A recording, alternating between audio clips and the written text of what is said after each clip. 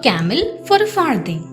Once upon a time in Persia, there lived a merchant who suffered huge business losses and became extremely poor. One day, on their way to the market, the merchant and his son saw a man selling the camel. The merchant's son went up to the camel dealer and asked the price of the camel. The dealer told him that the price of the camel was a farthing, a monetary unit in olden times. The son went and told his father, who said that the price of the camel was too high. Time passed and the merchant again became successful. He was now very rich. Traveling again with his son, he came to a village where an egg was on sale for a farthing. The merchant's son went to his father and told him the price. This time, the merchant said that it was very cheap. The changed opinion of the merchant was not due to his knowledge of price, but because of his changed circumstances.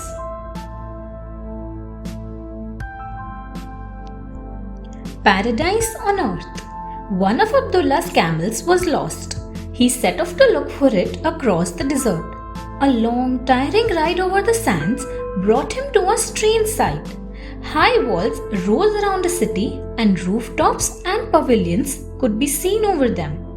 Hoping to find someone in the city surrounded with fort-like walls, Abdullah tied his camels outside and walked into the city. Perhaps someone will be able to tell me about my lost camel, he thought. But entering the city, he stopped, amazed. It was built of gold and silver bricks, decorated with rubies and other precious stones. The floors of the large rooms were covered with pearls, and under the streets, lined with fruit-laden trees, ran clear streams. The city was fragrant with musk and saffron. But there was not a single living creature there. Abdullah collected some gold bricks, jewels, and musk so that people might believe him and rode back.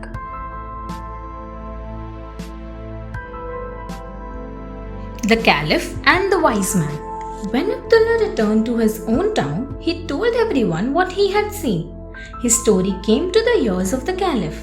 The Caliph sent his minister to talk to Abdullah. He came back and said that Abdullah had proof of the city with him, as he had brought the bricks and the jewels.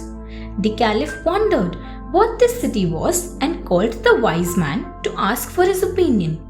The Wise Man said, "I have heard ancient stories that this city was built by Shaddad, a great king, who read many books and wanted to build a paradise on earth as magnificent as the one in heaven. He had hundreds of kings, chieftains, soldiers, and ministers.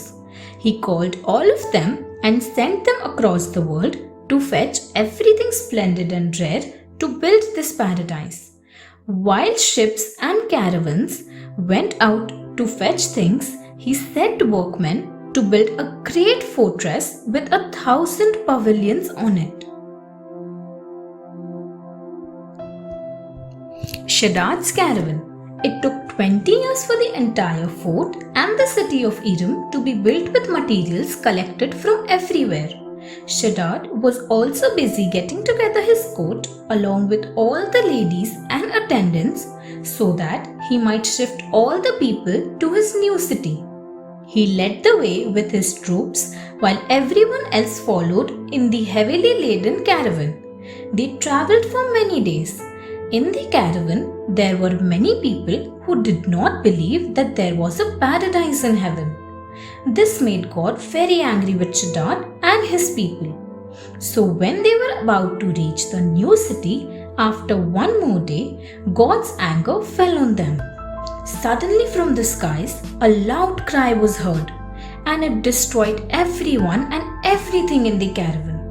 No one reached the city of Iram, which lay silent and deserted since then.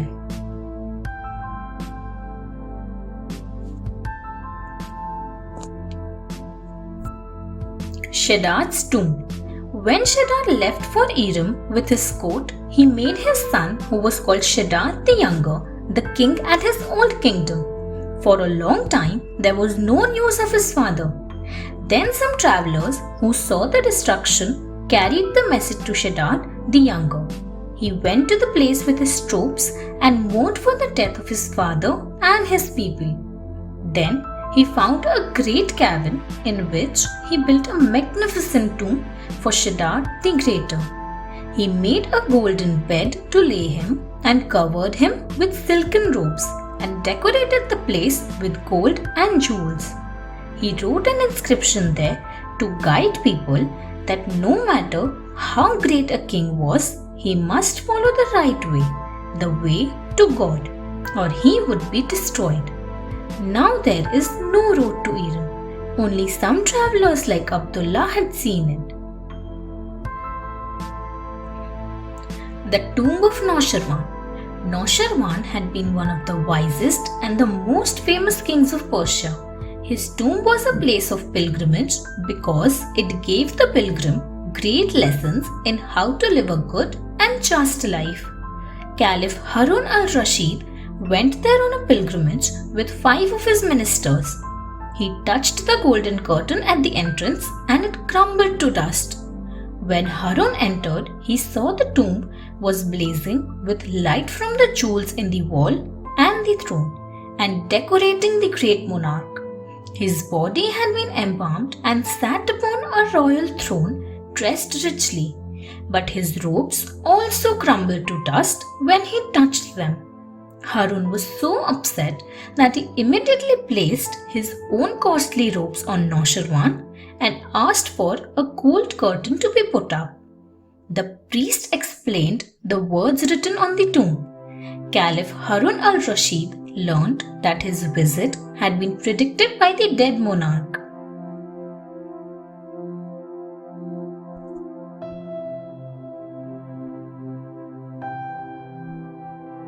The prophecy. Caliph Harun al-Rashid saw things written on the throne, the jewels and the walls of the tomb. He asked the priest to read and explain them. He was surprised to know that Noshirwan had predicted that the Caliph would come that day to his tomb with 4 good men and 1 bad man.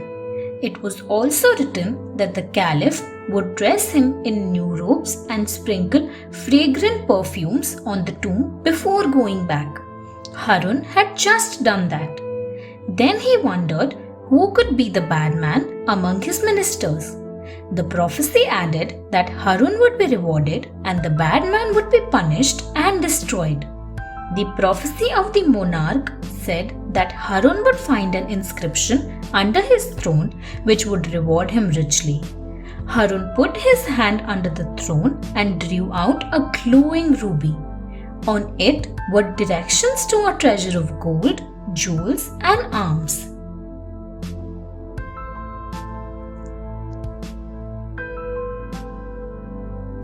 The traitor. Among the 5 ministers who came with the Caliph was Hussein ben Sahil.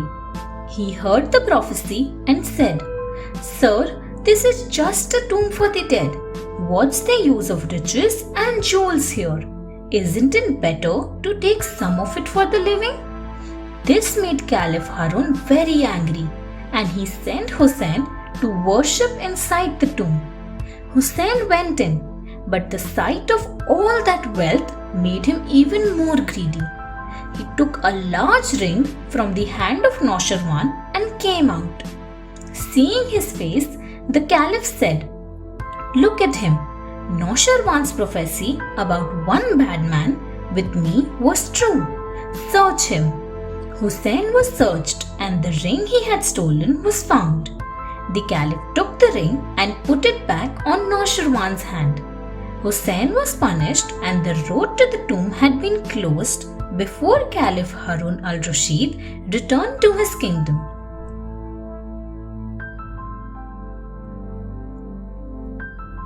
The wise sayings.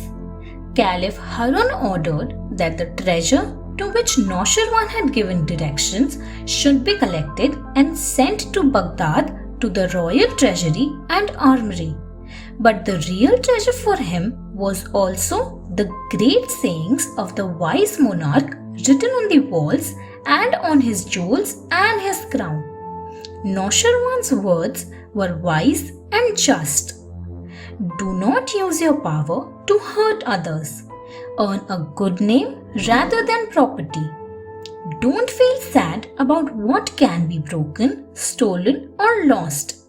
Do not befriend unkind and evil people. Do not be envious and angry. Do not spend more than you earn. Respect others, including the women of your family. Meet wise people. Avoid cruelty and haste in action. Treat others exactly as you wish others to treat you. The Caliph Harun asked that Noshirwans saying be written down in a book and ordered everyone in his kingdom should follow them.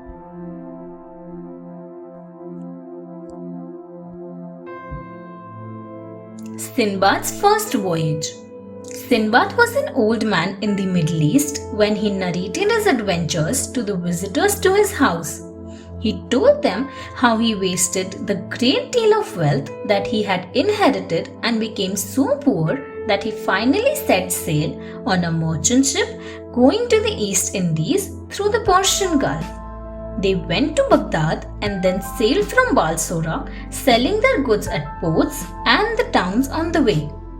One day, some of them were resting on an island full of greenery when they saw some of their shipmates signaling to them from the ship.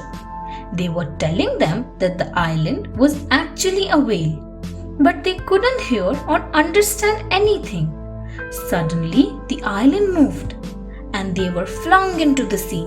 Sinbad hung onto a log of wood they had used as firewood as he fell off the whale.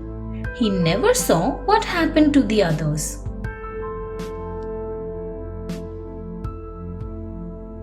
The island of King Mirage. Fighting to stay afloat, Sinbad was exhausted when he reached a strange island with steep cliffs. He clutched at some tree roots on the side of the cliffs to pull himself up to the top, where he fell asleep on a patch of grass. He was woken up by a bright light of the sun at noon. Feeling very hungry, he ate whatever roots and herbs he could find and drank from the spring close by. Then he decided to walk around and explore the place. He heard voices and followed them till he saw a man grazing some horses.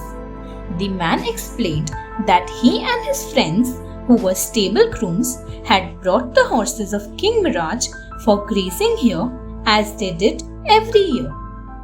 We must return to our master tomorrow, he said, asking Sinbad to come with them.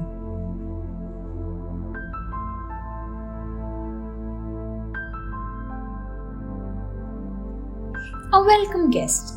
The stable grooms took Sinbad to the court in the city and explained where they had found him. Sinbad was taken to King Mirage, whom he found to be extremely gracious. He welcomed Sinbad warmly to his court and his island. He made sure that Sinbad was given every comfort and luxury. Sinbad repaid his courtesy and hospitality by telling him about his adventure. The king found it very interesting and made Sinbad a guest at his palace. Sinbad soon went around the city to meet merchants from whom he tried to find out how he could go back to his own land. He found strange things too in this kingdom, such as fascinating island called Castle guarded by a genie named Digian. He saw so colorful and strange fish that he had never seen or imagined before. It was a strange land, but he longed for home.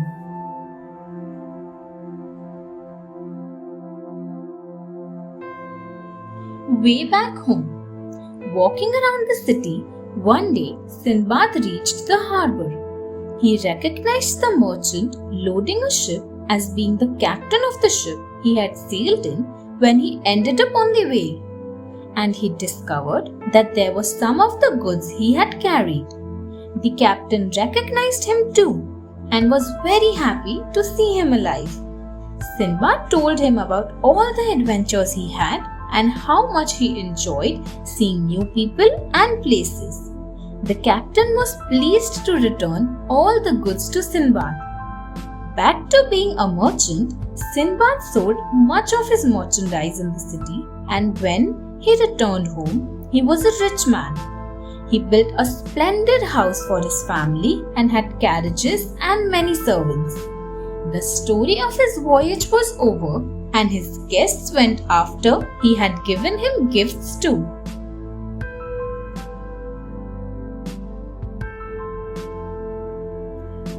Chan, the magical horse.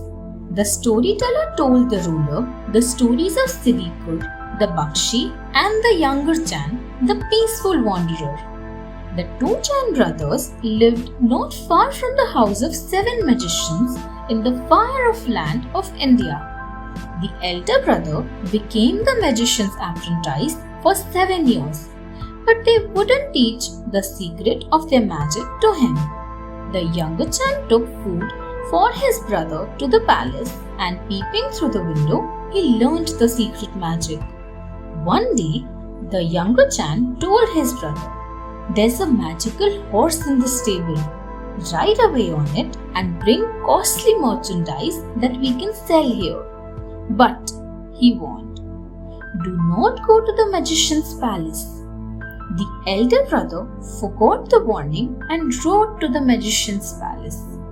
The magicians realized that the horse was magical and captured him for a sacrifice. The elder brother didn't know that the horse was younger Chan.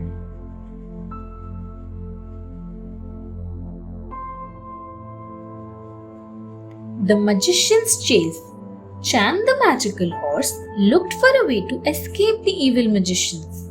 He became a fish in a trough, but the magicians changed into 7 herons to catch him. Chan transformed into a dove and flew out of the stable, but they turned into hawks and pursued him. The dove took shelter in a peaceful cave in the east, where a saintly Bakshi sat telling his beads. Chan told him the story of his flight, and hiding inside the first bead of the rosary, he told him to give the other beads to the magicians when they came in the form of 7 beggars and asked the Bakshi for his rosary. The other beads turned into worms that were eaten up by the magicians as 7 chickens. But the last bead turned into a warrior who killed them with his sword. Then Chan returned to his form and bowed to the Bakshi.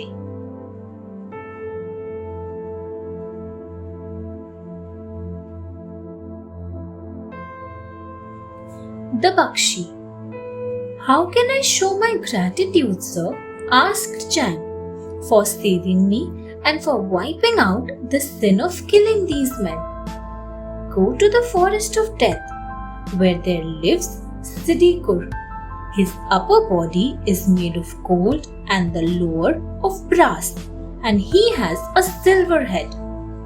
Catch him and bring him to me, without speaking a word on the way back," said the Bakshi. "Tell me how to capture him. Show me the way and give me something to eat," said Chan. The Bakshi gave him a loaf that would never finish, a moon axe and a long rope. "Go through the forest, say these magical words if spirits stop you on the way, and you will find Siddhikur under the amiri tree," said the Bakshi. "Tie him and put him in this sack, but remember not to speak on the way back." Chan set off to catch Siddhikur.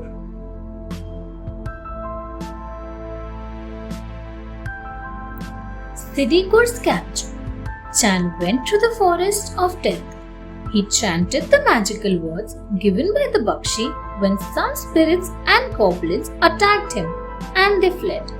He reached the amiri tree and startled Siddhikur, who clambered up the tree. Chan tried to persuade him politely, but he refused to come down. Finally, Chan said angrily, "If you don't come down, I will chop down this tree with my moon axe." Siddhikur was so frightened that he agreed to climb down. Chan tied him with a rope and put him into the sack. He ate some bread with Siddhikur. Then he lifted him onto his back to return. Siddharths said, "It's a long journey. I will tell you a story as we go along. If you don't wish to tell me a story, shake your head." Chand shook his head and Siddharths spent the journey telling stories.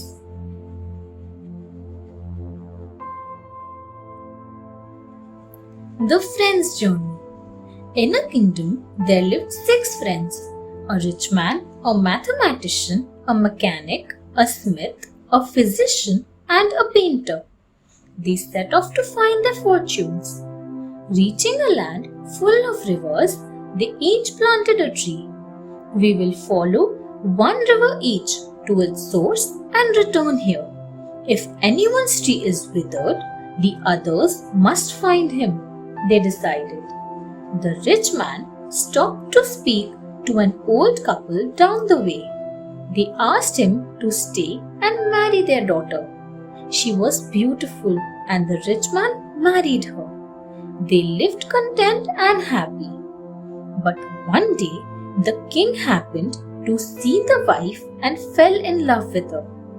He told his soldier to get rid of the rich man. They took him to a stream and buried him in a deep pit under the rocks. The friends returned to find the rich man's tree withered, so they set off to search for him.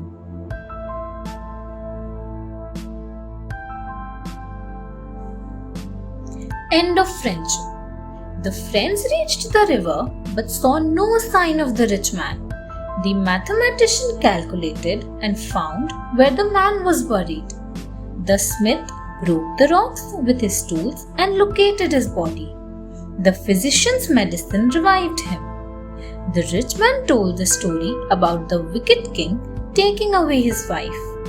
The mechanic built a large wooden bird and the painter painted it beautifully. The bird was hollow and could be flown by someone sitting inside. The rich man got into the bird and flew to the palace. The colorful bird attracted attention and the wife came to the roof to see it. The rich man came out and rescued his wife, taking her back with him. But when his friends saw her, they all wished to marry her. They fought among themselves in a fit of jealousy, and so they all killed one another.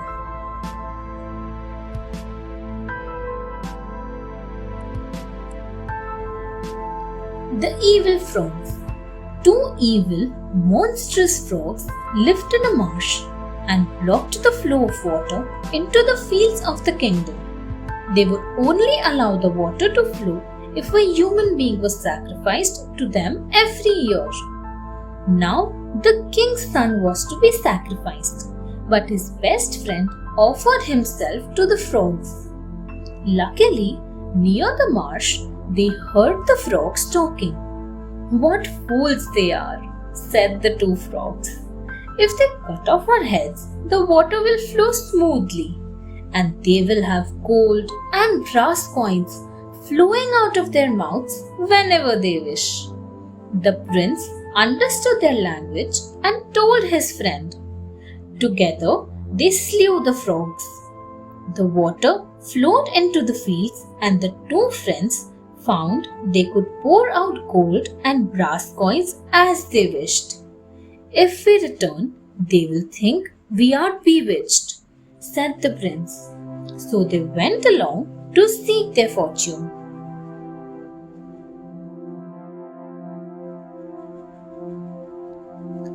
The Wise Minister. At an inn, a widow and her daughter robbed them. When they walked on, they got a cap that made a person invisible from some children. The prince gave it to his friend. Sometime later, they got a pair of boots that could take them wherever they wished. They arrived in a strange land where the people made the prince their king and married him to the princess. His friend became his minister. One day, the minister saw the queen entertaining a stranger who came to visit her in form of a beautiful bird. He told the king, The next time the bird came, they caught it and flung it in the fire. It was badly scorched, and after that it never came to meet the queen. The minister brought the widow and her daughter and punished them by turning them into donkeys till they learnt a lesson.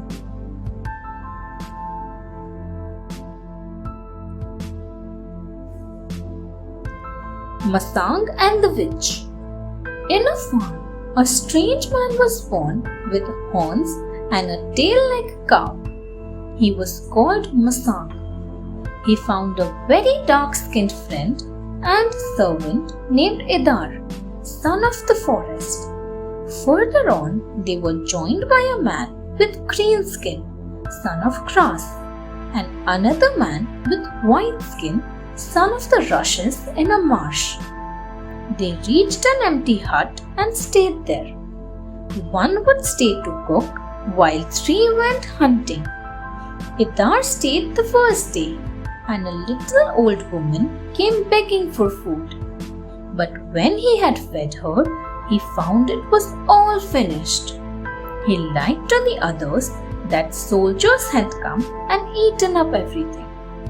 The same happened with the green and the white man.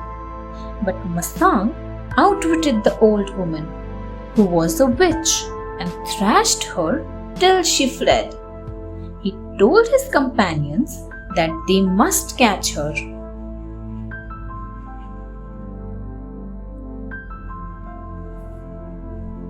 The ungrateful companions. They found her dead in a deep pit full of gold, jewels, and armor. Masang suggested that they should draw up the treasure and then go forward. The others asked him to go down. "We will pull you up," they said. But as soon as they got the treasure, the three ungrateful fellows fled with it, leaving Masang to die. But Masang chanted some magical words that made a tree grow in the pit. He climbed out and found his way to heaven. There he was given a task of destroying the chief witch, who was injured by an arrow. Posing as a physician who had come to cure her, he killed the witch in a fierce battle. But before she was killed, she had hit Masang and he was injured so badly that he broke up to become 7 stars in the sky.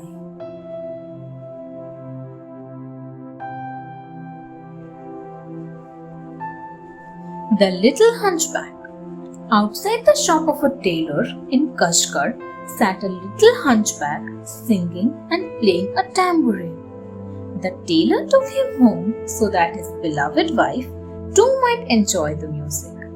They invited the little hunchback to share their dinner. His wife served fish. Unluckily, a fishbowl stuck in the hunchback's throat and he choked to death. The tailor and his wife were terrified of the police, so they took the body to a doctor's house and left it there, telling a maid to ask the doctor to take care for the sick man. When the doctor came out, he fell over the hunchback and found him dead. He thought he had killed him. He and his wife put the body near the storehouse of their neighbor, who supplied oil and butter to Sultan. He will not be punished, for he knows the Sultan, thought the doctor.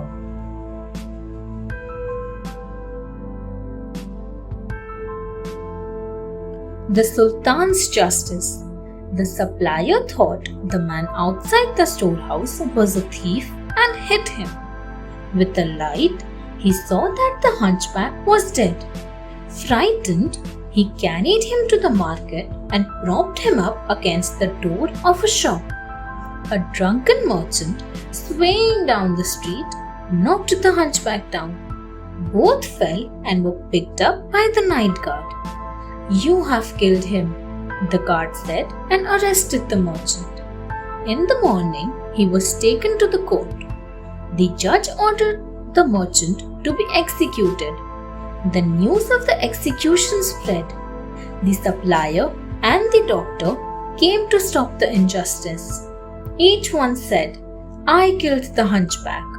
But the tailor explained how the hunchback had choked on the fishbone and died.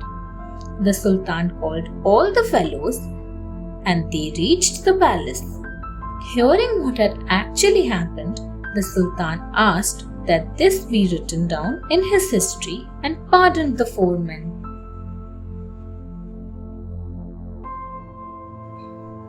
The 7 stages of Rustam.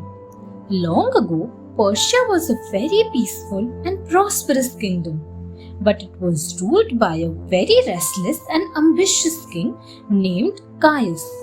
One day, he heard that the neighboring kingdom of Mazandara was beautiful, with mountains, rivers, lush greenery, flowers and birds, and lovely maidens. But it was also inhabited by demons under the ferocious white demon.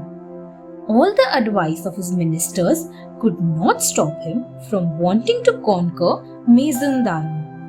Even the council of wise Zal, the father of great warrior Rustam, failed to stop him.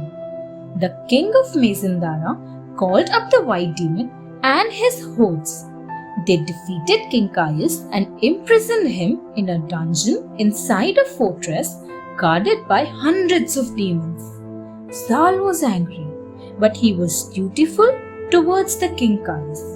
Therefore, he called his son Rustam and told him to go on his special horse Raksh and rescue King Caius.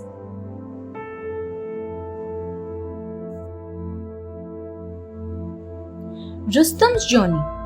Rustam took a dangerous route on his horse Raksh and he slept tired out. He awoke to see Raksh kicking an attacking lion to death. Rustam thanked God and Raksh and proceeded further. The next night, Raksh saved Rustam from an enormous snake. Rustam thanked God and Raksh and went on. The next day, Rustam saw a beautiful maiden at a spring and thanked God for the sparkling water. On hearing God's name, the girl turned into a horrible witch and Rustam killed her. On the 4th day, Rustam's horse was grazing when a gardener threatened him, saying his master, the strong man Aulad, would kill him for trespassing. When Aulad came, Rustam struck him down. Aulad was so frightened that he agreed to become a servant and lead him to King Caius. On the 6th day, 2 demons attacked him and Rustam killed them. Then he rescued King Caius from the dungeon, slaughtering many of the demons.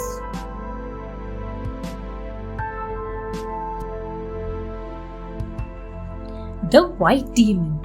Aulad told Rustam that the demons slept during the day and awoke at night to attack others.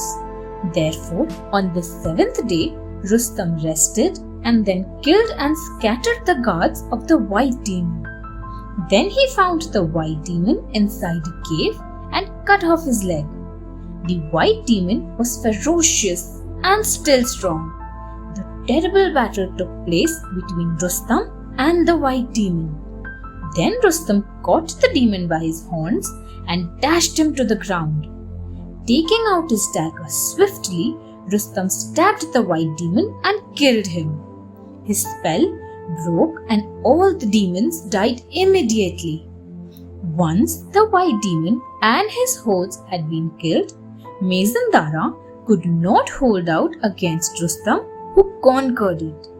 Aulad, who had served Rustam faithfully, was rewarded by being placed on the throne of Mazandara as the governor on behalf of King of Persia.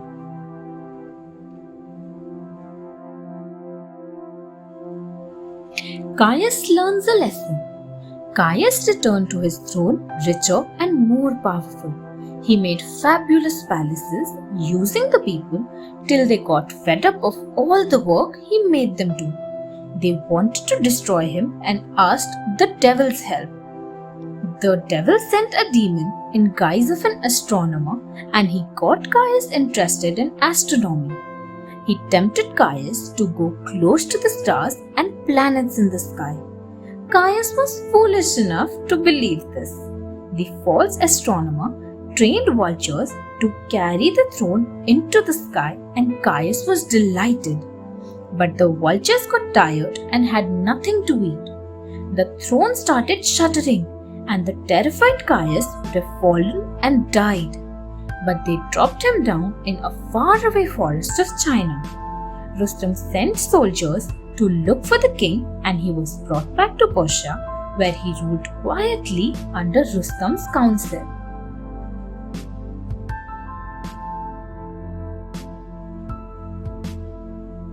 Alibaba and the 40 Thieves. In Persia, there lived two brothers. Qasim became prosperous after marrying a rich widow, while Alibaba remained a poor woodcutter. Living on the wood he chopped from the forest every day and sold. One day, hearing horses tramping, Alibaba climbed up a tree after hiding his asses.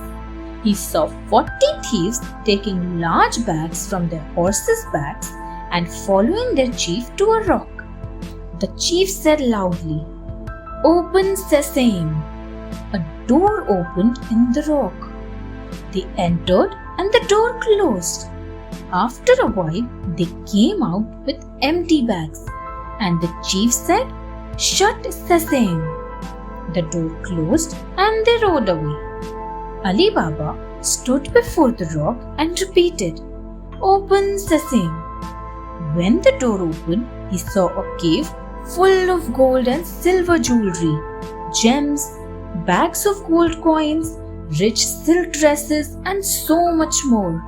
He collected as much gold as his asses could carry and closed the door of the cave, saying, "Shut sesame!"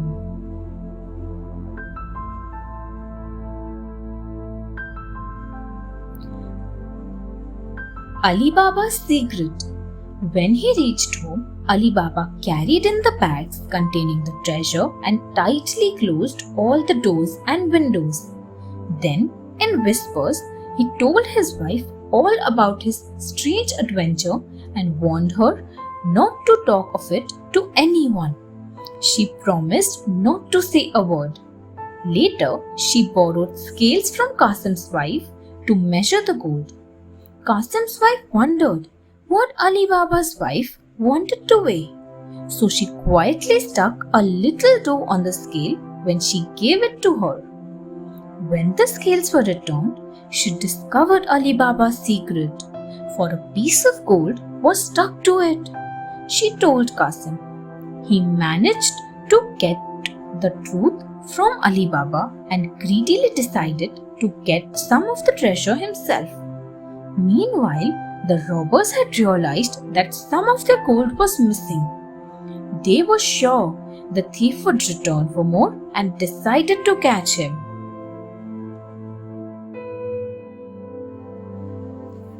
Carsons Greed. Qasim went to the cave and stuffed a lot of gold into bags. But in his excitement, he forgot the magic words for getting out and was trapped. When the robbers returned, they cut him to pieces and they hung up the pieces. Qasim's worried wife sent Alibaba to search for Qasim. He found his body in the cave and carried it home with some more gold. Marina, Qasim's clever maid, opened the door and he told her everything.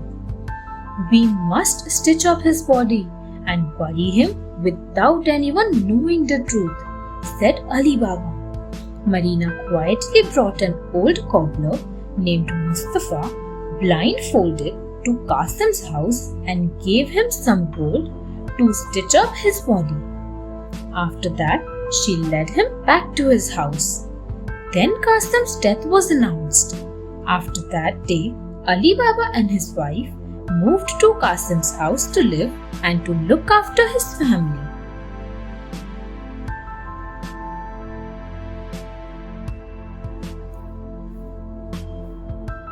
The truth discovered.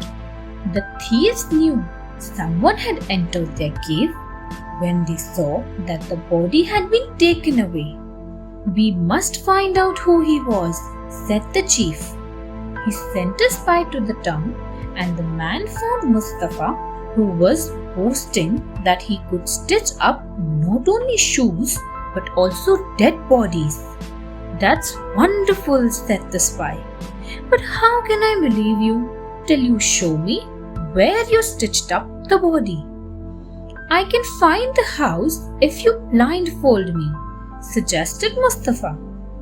When he led the spy to Qasim's house, the robber made the mark of a cross on the door with the chalk. He returned to tell the chief what he found out. "We will go there at night," decided the chief. "Then we will get our treasure back." Marina, however, saw the chalk mark and realized what must have happened. She marked all the neighbors' doors with crosses.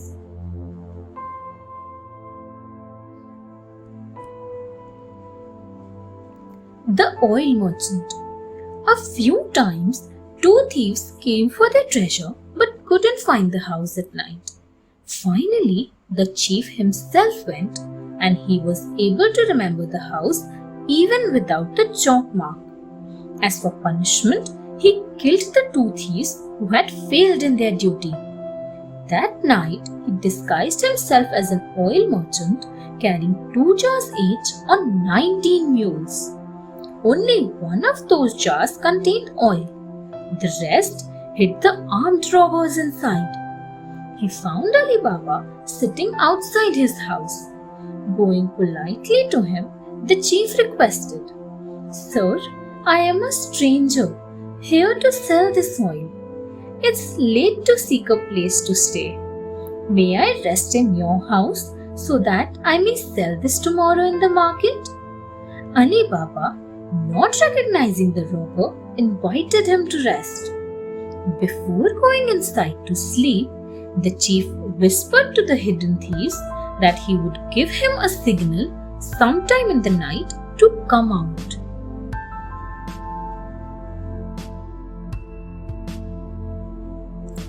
Clever Marina. When Marina came into the yard, one of the thieves, thinking it was the chief, asked softly, "Is it time to come out?" Marina was alert. She whispered back, "Not yet." Then, peeping into the jars, she found the robbers. Quickly, she brought boiling oil and poured it into the jars, killing all the robbers. The chief was so frightened when he found all the robbers dead that he ran away. Alibaba and Marina dug a huge pit to bury the robbers. The chief, however, returned to take revenge and became friendly with Alibaba's son. But Marina recognized him, even in disguise, and saw his dagger. She danced with a knife to entertain the guests and stabbed the chief to death. When she told Alibaba about the robber chief in disguise, he was so happy that he married her to his son. Alibaba and his family lived prosperously with no fear of thieves.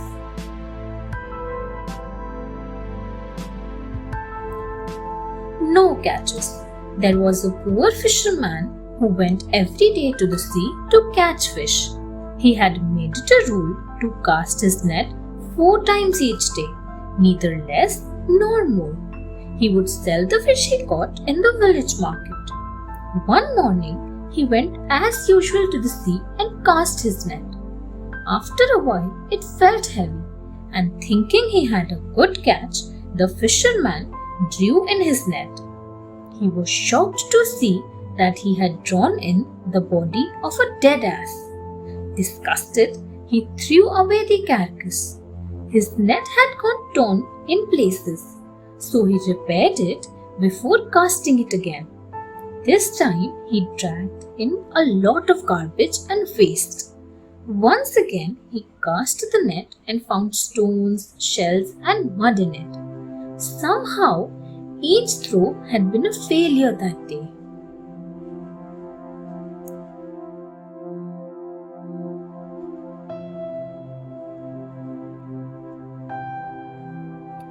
The Genie.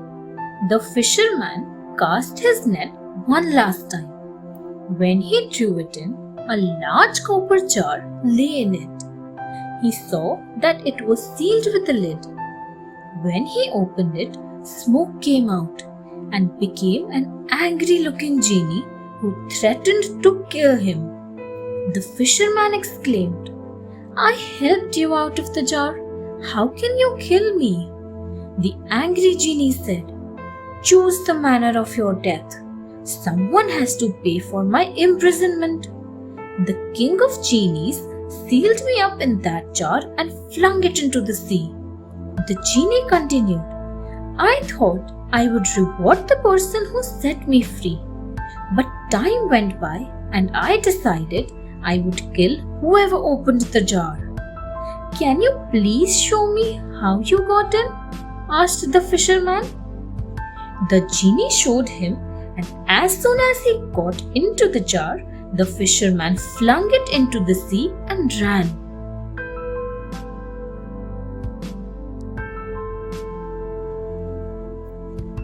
The Land of Ghouls. Long ago in Persia, there was a place known as the Valley of the Angel of Death. Ghouls lived there. Travelers were terrified of passing through that land because the ghouls would lure them into their caves to rob and kill them. The ghouls were cannibals. No one had seen their real shape, but they were said to be ghastly. They were shapeshifters and could transform themselves into any human being or animal or bird to trap the travelers. They spoke softly and made melodious music, laid out lavish feasts and comforts to entice those who passed that way. However, the ghouls, though evil and cruel, were rather stupid. The people of Isfahan were known for their clever and cunning nature. One day, Amin Beg of Isfahan had to travel through the dreaded valley. Knowing he could meet a ghoul who would try to befool him, he decided, "I must be prepared to outwit the ghoul."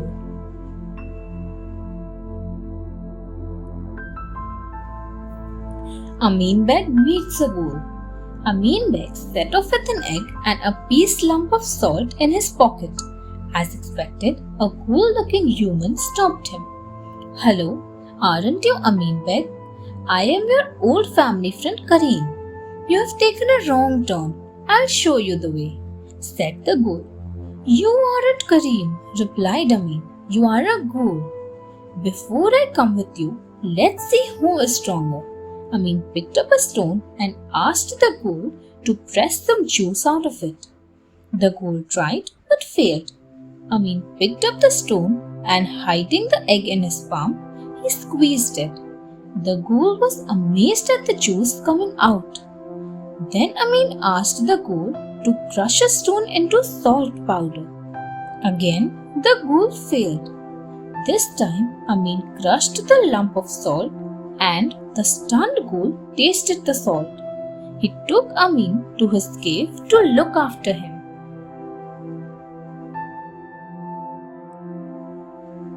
The cave. The cave was smelly and foul, with bones of dead men and animals everywhere. A lot of treasures plundered by the ghoul also lay there. The ghoul asked Amin to fill up a water bag made of skin from the stream inside, while he caught some firewood to cook the food. The water bag was huge and Amin knew he couldn't carry it. So he dug a channel from the stream to bring water into the cave.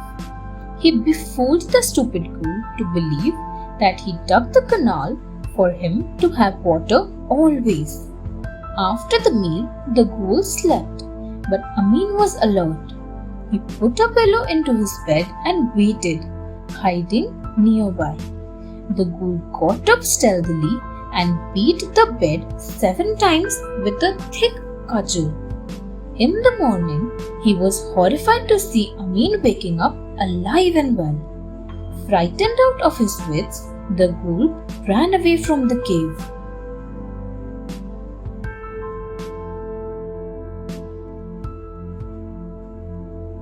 Amin the Witty.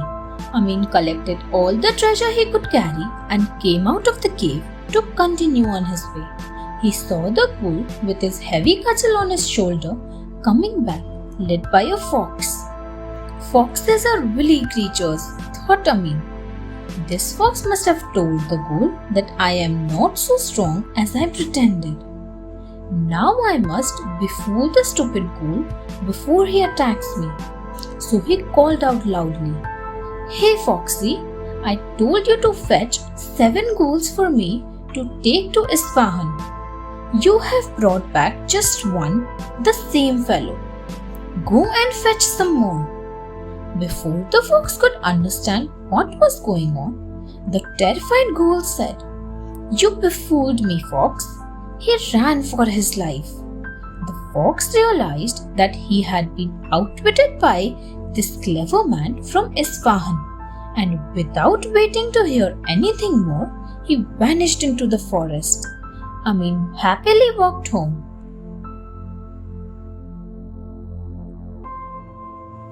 Sunshine and his brother. Once upon a time, there was a happy land over which a king ruled with his kind wife. They had a son whom they named Sunshine. Unfortunately, the queen died, and later the king married another lady and had a son whom they named Moonshine. The boys loved each other, but as they grew up, the queen began to feel miserable that her son Moonshine would never be a king as Sunshine was older. She fell ill, and the king asked her what he could do to make her happy and well again. "Only the fried heart of one of the king's sons can make me feel well again," said the queen. "But Sunshine is the heir and Moonshine is my own son, so how can I have either of them killed?" The king was so much in love with her that he told her she would have Sunshine's heart the next day.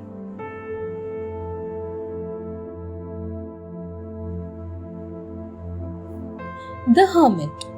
Moonshine overheard the conversation between his parents and ran to tell Sunshine that they were going to kill him. Sunshine decided to leave home immediately, and Moonshine said that he would go with him too. After walking for many days, they reached a dry riverbed. Moonshine was so exhausted that he fell down and couldn't get up. Sunshine went to look for some water, but he returned to find that Moonshine had died. He wept as he placed his body in a pit and covered it with stones. He found a hermit in a cave and told him about his brother. The hermit gave him some herbs to bring the boy back to life. "Then both of you must come and live with me as my sons," he added.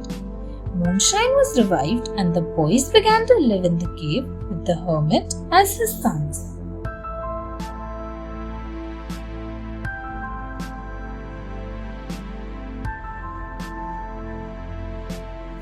The Crocodiles. In that kingdom, there was a pair of crocodiles living at the source of the river. They wouldn't let the water flow down unless the man born in the year of the tiger was offered to them as food. But some of the people brought their cows to graze near the cave and told the king that they had seen a man who was born in the year of the tiger living with the hermit. The king sent his soldiers. They brought Sunshine to the palace in spite of the hermit's protests and tears. The princess fell in love with him and said, "If he is thrown to the crocodiles, you must throw me also to them." When they were about to be thrown in, Sunshine tried to stop her, but the princess was adamant. The crocodiles, hearing them, were moved and let them go. Sunshine returned to the hermit and the princess to the palace.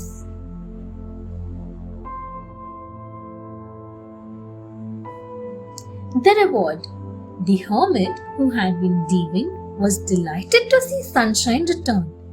The king too was so happy that he said he must visit the hermit and his son, whose goodness had saved his daughter and his kingdom.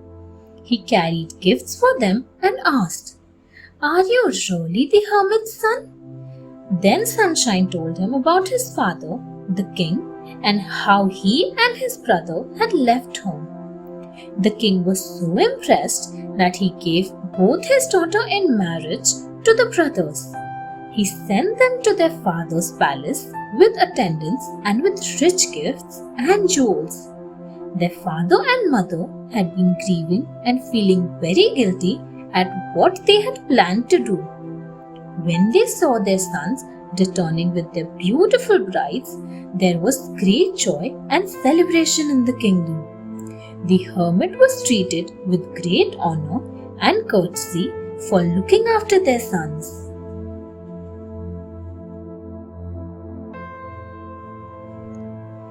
The Enchanted Horse.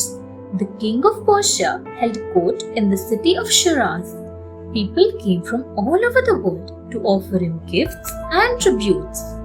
One day, an Indian came to his court with a wooden horse richly caparisoned, wishing the king would take it and reward him.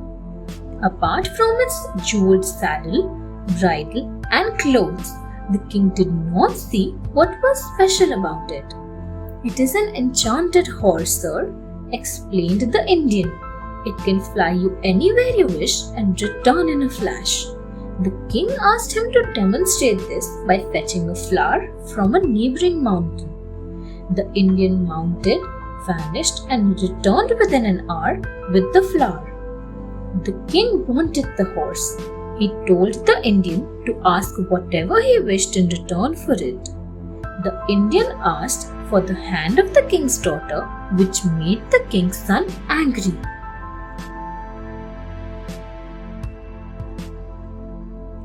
The prince vanishes.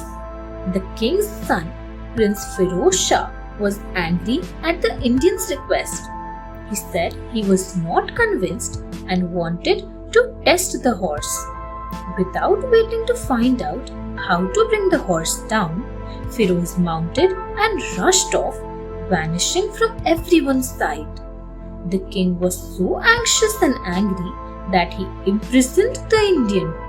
He ordered that if the prince didn't return, the Indian would be executed. The prince searched for his palace and finally arrived at night, outside a palace. Everyone was asleep, so he went past the guards and attendants till he reached a room where a beautiful princess lay asleep on a couch. He gently woke her up, startling her.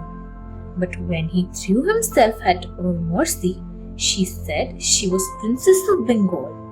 They fell in love and she wished him to meet her father.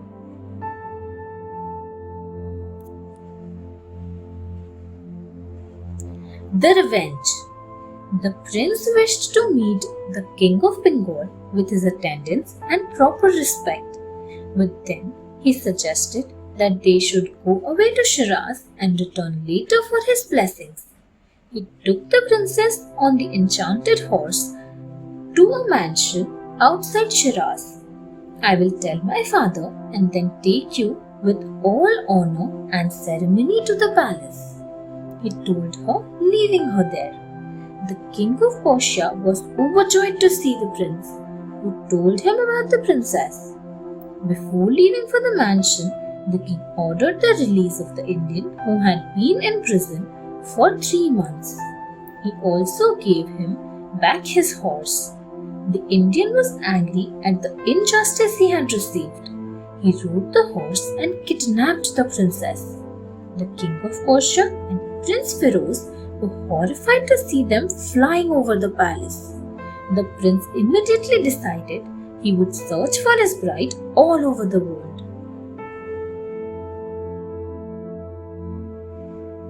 The Sultan of Kashmir.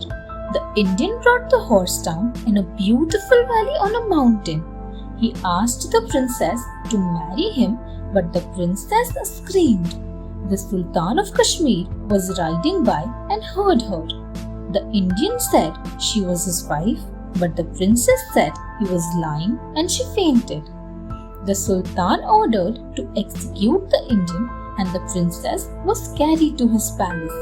he began preparations to marry her. The unhappy princess pretended to be very ill. Doctors were called, but there seemed to be no cure for her illness. The prince, who had reached Kashmir, heard of the princess' illness and went to her dressed as a physician. She began recovering as soon as she recognized Feroz. He told the Sultan that if the horse on which she arrived was brought to her, she would recover fully. As soon as the horse came, he and the princess flew back to Shiraz.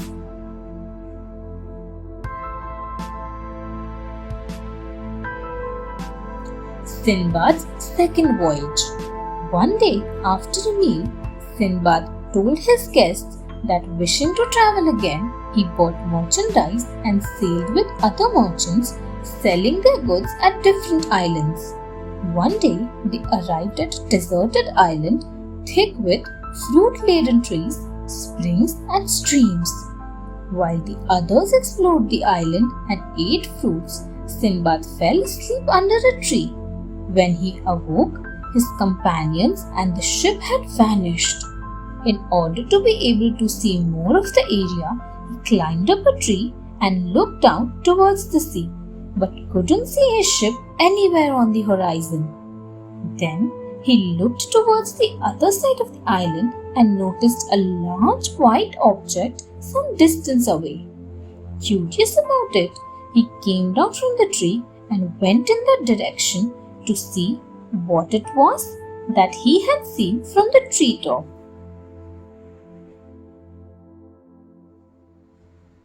The Rock's Egg. After walking a while, Sinbad came to a huge white wall, big as a hill. He walked around looking for some footholds to climb up, but there was none, nor could he find any door or opening into it. Suddenly, it became dark and Sinbad thought that it was going to rain. But looking up, he saw that the dark cloud was coming lower and he found it was a huge bird. He had heard stories from sailors about this great bird called Rock. This white ball must be its egg, he realized. The rock settled down to roost on its egg, covering it with its wings. Sinbad watched it and thought it could help him escape. He untied his turban and tied himself to a leg of the rock very firmly. In the morning it will fly away for food, and I will be able to escape from here, tied to its leg, thought Sinbad. The Valley of Diamonds. Sinbad waited patiently for dawn when the rock flew off, carrying him till it came down in an island far away. Sinbad untied himself quickly as soon as the rock came down, just as it caught a huge snake and flew over. Sinbad found himself surrounded by steep mountains in a valley in which lay enormous diamonds, guarded by hundreds of huge snakes. They went into their caves as daylight grew. Sinbad hid himself in a cave and came out in the morning to plan what to do. Suddenly, he saw large pieces of meat dropping into the valley. He had heard that when eagles had to feed their young ones, sailors and merchants threw meat into the valley to make diamonds stick to them. Then the eagles would carry away the meat to their nests. The merchants arranged to own the nests, and shooing away the birds, they would pick up the diamonds.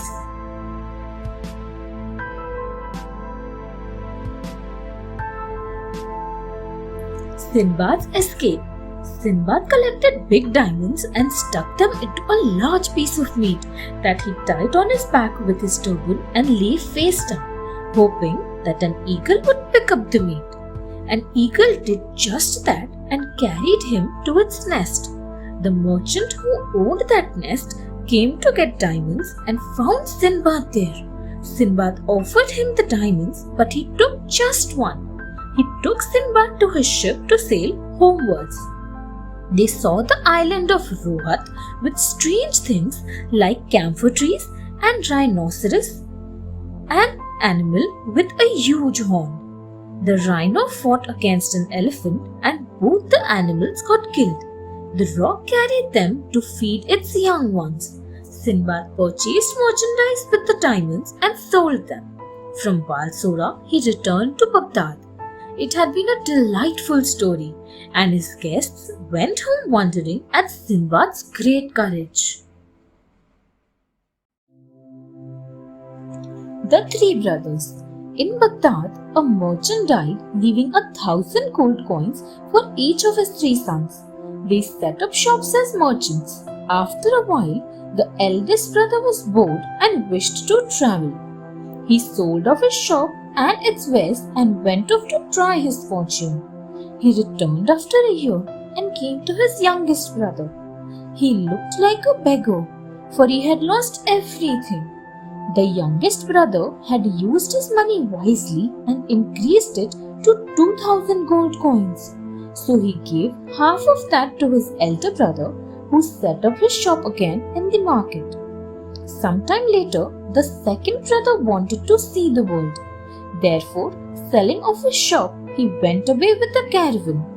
Like his elder brother, he returned poor and broken. Once again, the youngest brother helped him and he too started his shop. For some years, things went well with the brothers.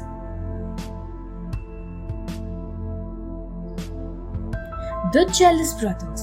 Sometime later, the 2 elder brothers persuaded the youngest one to travel. He had 6,000 gold pieces. He gave them 1,000 each and buried 3,000 in his house.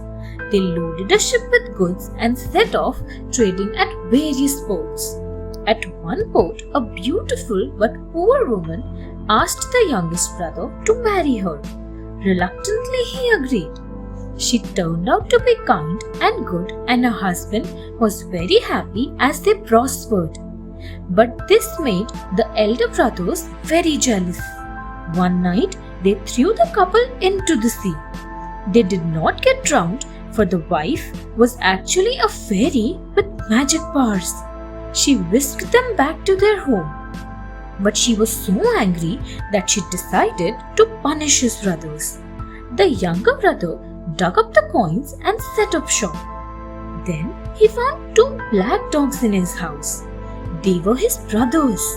The fairy had vanished. The Man and his Hind. An old man always went everywhere leading a hind tied with a rope. When he was asked why he took her everywhere, he said she was his wife. He explained that they had no children, so he had adopted the son of a slave as his son and looked after his mother too. When his son was 10 years old, the man had to go away for more than a year. His wife learned magic and changed his son into a calf and its mother into a cow. She handed over both of them. When the man returned, she told him that the mother had died and the son had vanished a few months ago. The man hoped his son would return, but for months there was no sign of him. The man grieved always for his lost son and felt great pity for the dead slave.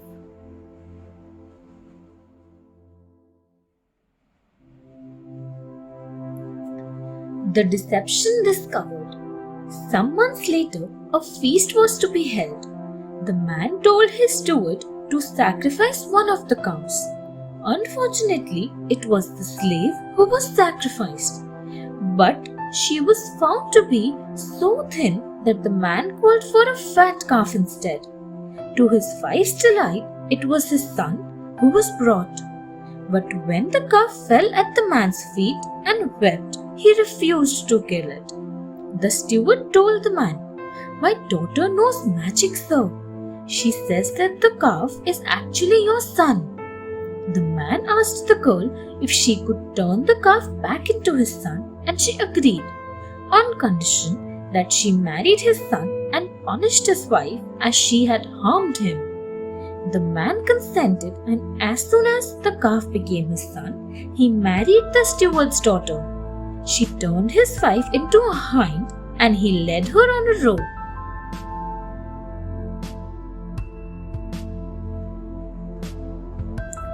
The King of Persia.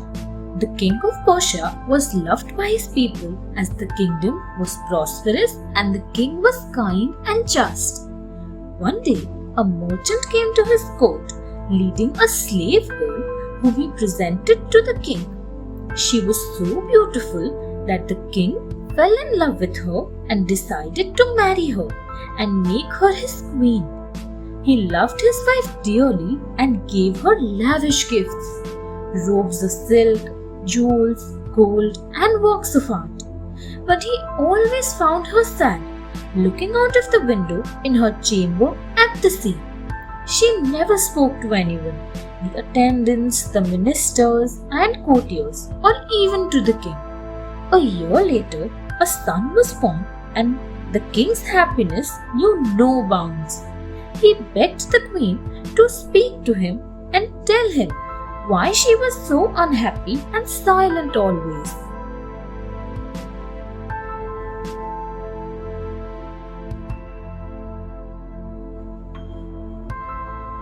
The Queen's story. The Queen finally spoke, thanking the king for his kindness and gifts. She told him she loved him too now, but she was unhappy because she missed her family and kingdom. "I am Gulnar, the sister of Saleh, the king of sea," said the queen. Their country was conquered by an enemy and they were forced to hide. Saleh wanted her to marry the king of earth so that she might be safe from the wicked people around them. But she did not wish to marry him, and when she could not make Saleh understand, she quarreled with him and ran away to the island of the moon. An evil man, seeing her beauty, kidnapped her and wished to marry her. However, she stubbornly refused to marry him. As a punishment, the evil man sold her as a slave to the merchant who had brought her to the court of the king of Persia.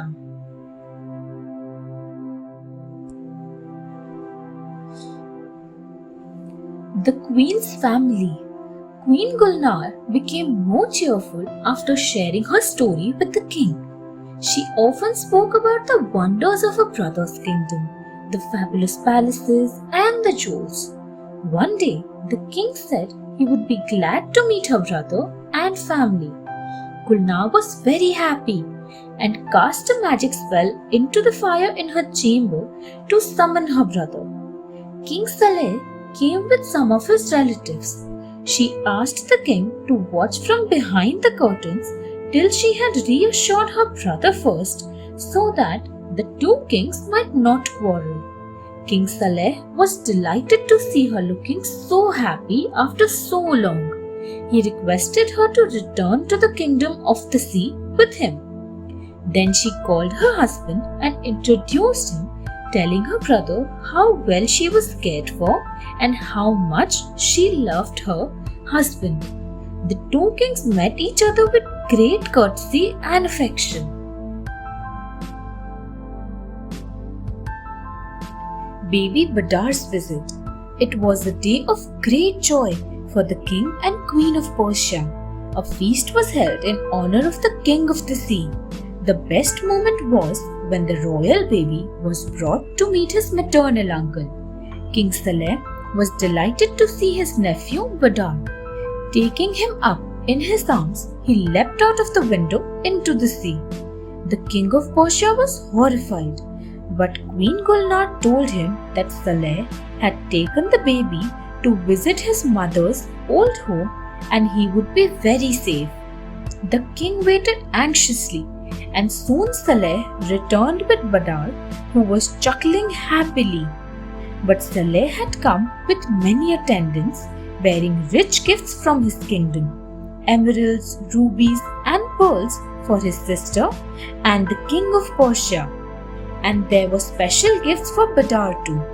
The happiness of the king of Persia and Queen Gulnar was complete.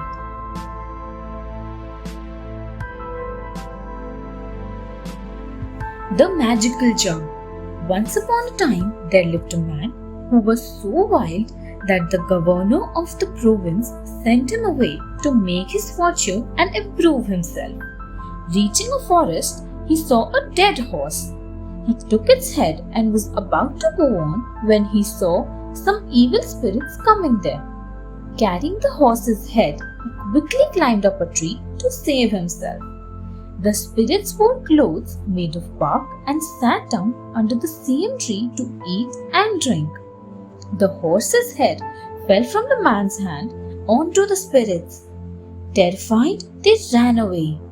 The man came down next morning, tired and hungry. Everything had vanished except a small golden jar of wine. He was thirsty, so he took a sip of wine. Immediately, food was laid out for him. This is the magical jar, he thought. It will fulfill all my wishes. He set off happily on his journey.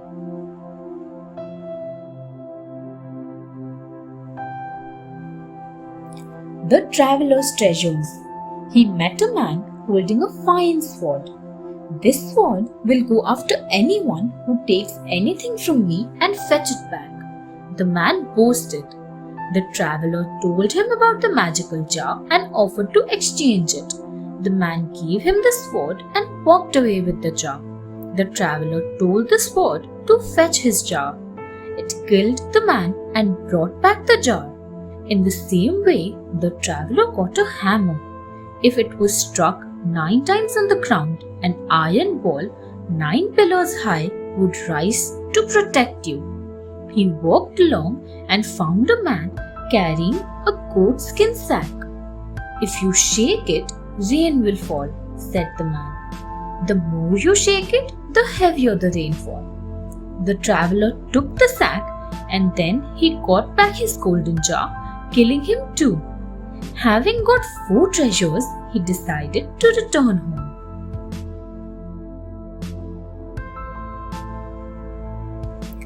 The governor's cruelty. The traveler returned home and showed all his treasure to his mother. He had decided to punish the governor for unjustly exiling him. At night, he went stealthily to the palace and nearing it, he struck the hammer 9 times on the ground.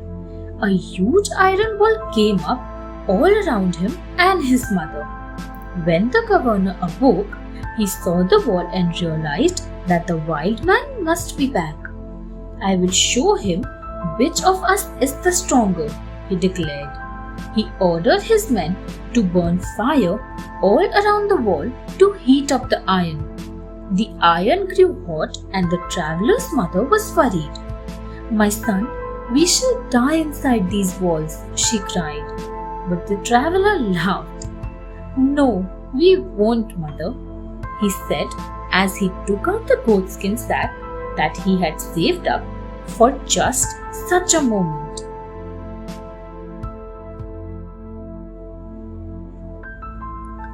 The punishment. The traveler shook the goatskin sack and it began to rain. As he shook it harder, the rainfall became steadily heavier, pouring down on the fire and on the men who were lighting them. The fire that had been lit around the iron wall was doused by the rain. Realizing the power of the sack, the traveler began to shake it really hard for a long time. The place filled up with water and the sea began to come in. People were running away, leaving the iron wall and the mansion of the governor. Before the governor got away, the rising tide of the sea had swept him away and his mansion. The governor was no more. No one called the traveler a wild man anymore. In future, all the people called him the wonderful man who had defeated the cruel and unjust governor and freed the province. The Merchant and the Genie. Once upon a time, there was an extremely rich merchant who travelled to many places to sell his merchandise. Once, his journey took him to a land far away, and the road passed through a desert where nothing was available to eat. The merchant therefore decided to carry some biscuits and dates for the journey. His trade was successful and he had to return through the same desert on his way back home. He stopped to rest and drink water at an oasis. Tying his horse to one of the trees, he sat down in the shade of a walnut tree. He pulled out his packet of food and ate the dates, throwing the seeds away. Kneeling beside the small pool to wash his hands and drink water, he was startled by the sudden appearance of a ferocious-looking genie, carrying a gleaming sword. "I'll kill you," said the genie, "for you have killed my son."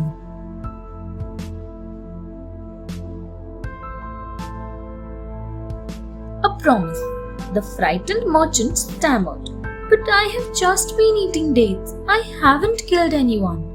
The angry genie replied, "One of the date seeds you threw hit my son in the eye and killed him." The merchant said it was an accident and pleaded to the genie to spare his life. But the furious genie wanted revenge. Finally, when his pleading failed, the merchant requested him to permit him to return home for 1 year so that he might bid farewell to his family and settle his affairs. "I promise I will return to take your punishment," said the merchant. The genie was very suspicious because he was quite sure that the frightened merchant might not return. But when the merchant kept weeping and promising him, he finally allowed him to go. "If you don't return after a year," threatened the genie, "I shall kill you and your family."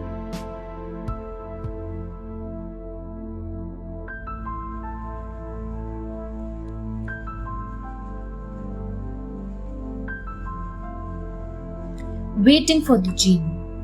The grief-stricken merchant returned home to tell his family about his promise to the genie. They wept and mourned. After settling his house and trade, he bade his family goodbye and returned to the oasis. He waited under a tree for the genie. After a while, an old man leading a hind came there and asked the merchant why he was sitting in such a dangerous place. When the merchant told him what had happened, he decided to stay and watch the outcome of this strange story.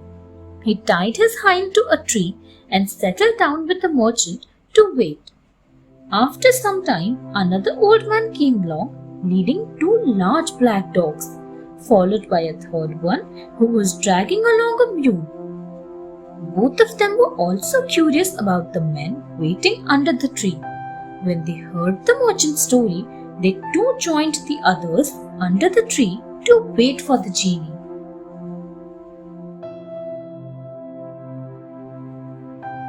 Strange stories.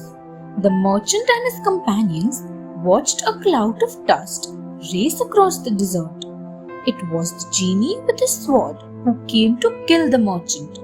The old men pleaded with him for the merchant's life. "We'll tell you far stranger stories than the merchants," they said. The genie agreed to hear their stories. "If I find your story stranger than the merchants, I will pardon 1/3 of his sin," assured the genie. He sat down to listen to their stories. Each of the old men told a story about their companions, the hind, the 2 black dogs, and the mule. As each story was told, the genie found it stranger and more amazing than the merchant's tale. Each time he forgave 1/3 of the merchant's sin. Thus, at the end of the 3 stories, the genie completely forgave the merchant. The merchant thanked the genie and the 3 old men began riding joyfully back home.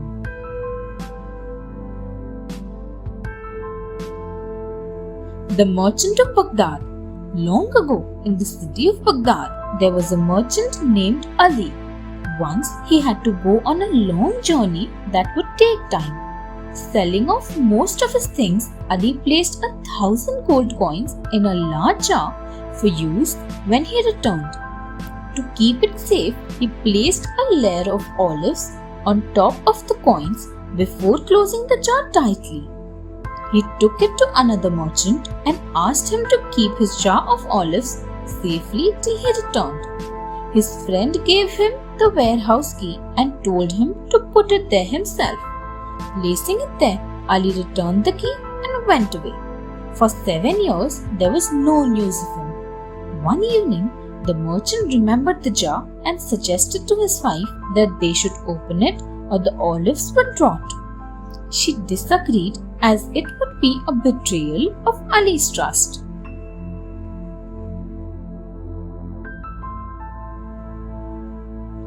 The merchant's deception. The merchant ignored his wife's advice and opened the jar. The olives on top had become stale and rancid, so he threw them away. He was surprised to see the gold coins below. He thought, Ali's been away for 7 years and there's no news. He must be dead. I will keep these gold coins for myself. He removed the gold and filled the jar with fresh olives and put it back. A few weeks later, Ali returned and asked for his jar. The merchant gave him the key and asked him to take it from the warehouse. Ali took it to his house and opened it. He was shocked to see the jar full of fresh olives instead of his gold coins. He returned and told the merchant to give back his gold coins, but the merchant angrily denied touching the jar. The quarrel became so bad that they finally took it to the court of Caliph Harun al-Rashid.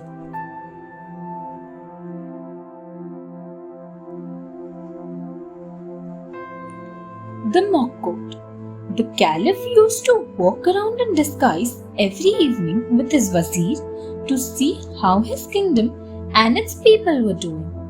One evening, he saw the strange sight. A group of boys were holding a mock court on the street, trying the case of Ali and the merchant, as the case had become very well known in the city. The mock judge was supposed to be the Caliph. He asked Mock Ali to explain what his complaint was. After hearing him and the mock merchant, the mock judge called for 2 experts on olives. The mock experts looked at the olives in the jar and said, "They are very fresh. They couldn't be possibly 7 years old." This proved that the mock merchant was telling a lie. So the mock judge asked the culprit to pay back Mock Ali's gold coins or he would be severely punished. The Caliph and his wazir, watching this play, were very impressed by the justice of the boys. The Caliph decides.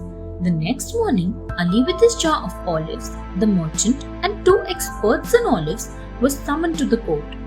The Caliph also asked the boy who had acted as the mock judge to come. First, Ali was asked to explain his complaint. Then, the merchant gave his explanation. The jar of olives was opened and the Caliph tasted an olive and asked the boy to taste one too. They both found that the olive was fresh.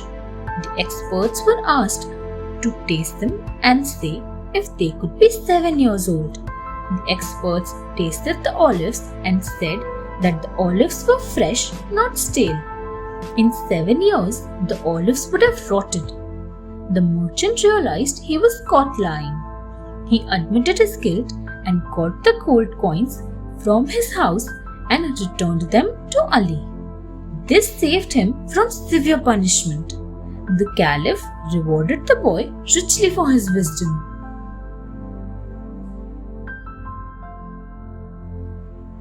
The King and the Physician. Long ago in Persia, there was a Greek king who suffered from a strange illness that seemed incurable. All the physicians in the court and the kingdom had been summoned and each remedy had been tried. But nothing seemed to help the sick king. A new learned physician arrived at the court to cure the king. He hollowed out the handle of a polo club and put his medicine made of herbs inside and wrapped it. He took it to the king and told him to play polo every morning. Then he must return and rest. Surprisingly, the Greek king was cured as the medicine seeped through the handle and his hands into him. When the king rewarded him richly, the jealous vizier spoke ill of the physician, poisoning the king's mind and turning him against the physician. He said the physician was trying to kill him and take his kingdom.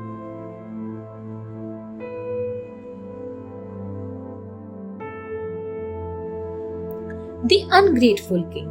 The angry king, forgetting that the physician had cured him, ordered that the treacherous physician should be beheaded.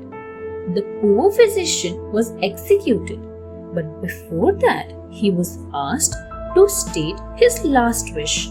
He said, "Sir, place my head on this book, which contains all the magical remedies I make. You must read the book yourself, for only then the remedies will be revealed." The king agreed, and the physician's head was placed on the book before the king began reading it. He would turn each page, lick his finger, and then turn the next page and the next. The physician had poisoned each page, and when the king licked his finger to turn the pages, he swallowed the poison. By the time the king reached the last page, he was dizzy and weak. As he finished reading, he died. The physician had punished the ungrateful king.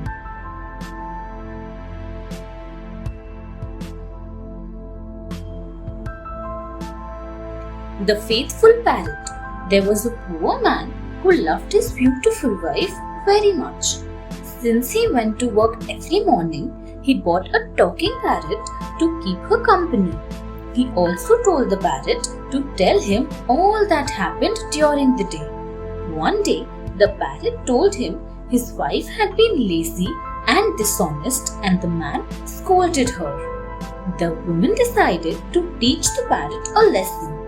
She told her servants to grind the hand mill loudly, sprinkle water on the parrot's cage, and to flash a mirror in front of the cage. That evening, the man returned and asked the parrot what had happened during the day. It said, "I could see and hear nothing because of the rain, thunder, and lightning." There had been no rain that day. The man thought that the parrot was lying. In anger, he killed the parrot while his wife was happy to be free of it.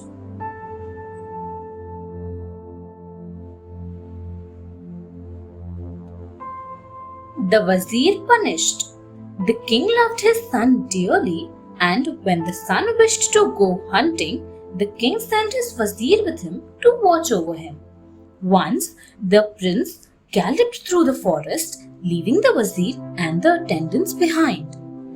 The prince suddenly found himself alone, and there was no sign of the Wazir.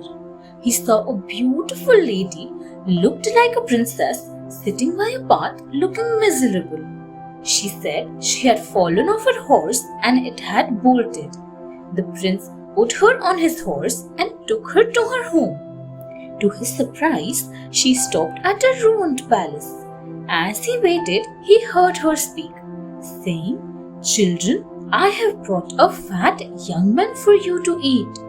Horrified, he realized the danger, for she was really an ogress. He leapt onto his horse and raced all the way back home. For having lost the prince, the poor Wazir was punished.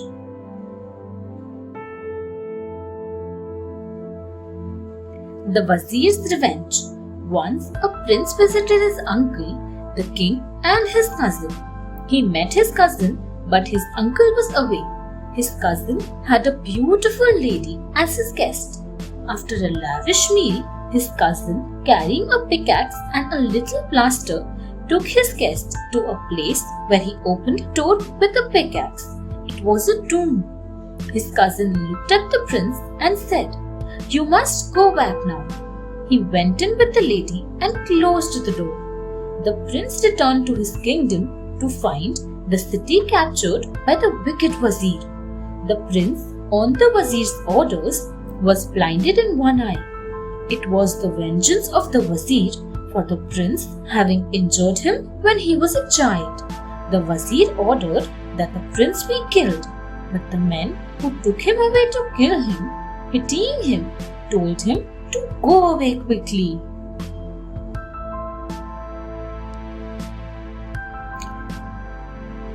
Escape to Baghdad. The prince escaped and reached his uncle, who looked sad because he did not know where his son was. The prince told his uncle about his earlier visit, meeting his cousin and the beautiful lady and going to the tomb. His uncle rushed there and broke open the door, which had been sealed with a plaster by his cousin. Inside, his cousin and the beautiful lady lay dead. His cousin died without telling his father that he wished to marry her. The king was heartbroken, but his troubles were not over. Suddenly, the kingdom was attacked by the forces of the Wazir. The prince joined his uncle in defending the kingdom, but the king was already disheartened by his son's death. The Wazir's forces defeated them and killed his uncle too. The prince escaped to Baghdad, finding shelter and peace in the kingdom of Caliph Harun al-Rashid.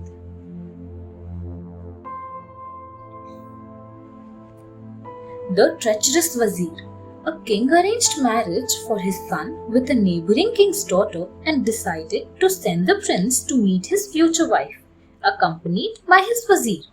He didn't know that the Wazir was disloyal. A cousin of the princess wished to marry her but had been rejected. That cousin sent a message to the treacherous Wazir to either kill the prince or somehow to spoil his chance to marry the princess. As they journeyed through a desert, the Wazir told the prince that there was a spring of fresh water close by called El Sahara. The prince dismounted and washing his hands and face, he drank from the spring. Immediately, he turned into a woman, for it was a magical spring and the Wazir had known that. The prince wept and asked the Wazir to return. He decided not to go back home or to meet the princess till he found a solution or till he died.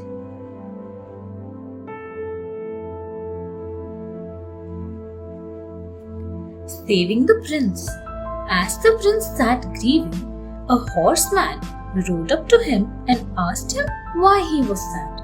The prince told his story and the man replied, "You have been betrayed by your father's Wazir. He is the only man who knew the secret of this spring." The man took the prince with him, telling him he could help him. He said, "I am the son of the king of jinns." At the palace of the jinns, the prince was looked after with great courtesy before they reached the dark land where there was a spring of sparkling water. "This is the spring of the women," said the jinn. "Drink and be well." The prince drank the water and in a flash he became his usual self. The jinn sent him to the princess whom he married. Then he returned with his bride to his father to tell him of the treachery of the Wazir.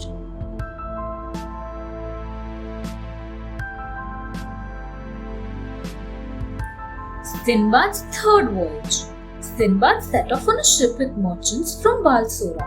They traded at many towns and ports till their ship was driven off its course by a violent storm. The captain was worried because he knew that the island on which they had arrived was the home of a tribe of dreadful hairy dwarfs who came in crowds to attack and kill people. Even before they could understand his warning, the sailors had seen hordes of the savage dwarfs charging at them. Though they were only about 2 feet high, they were fierce and covered with reddish fur. The ship was trying to get away, but the dwarfs leapt into the water and reaching the ship, they scrambled up its sides. They took the sailors to a lonely island and leaving them there, they returned to their own island. The sailors were trapped with no way to escape.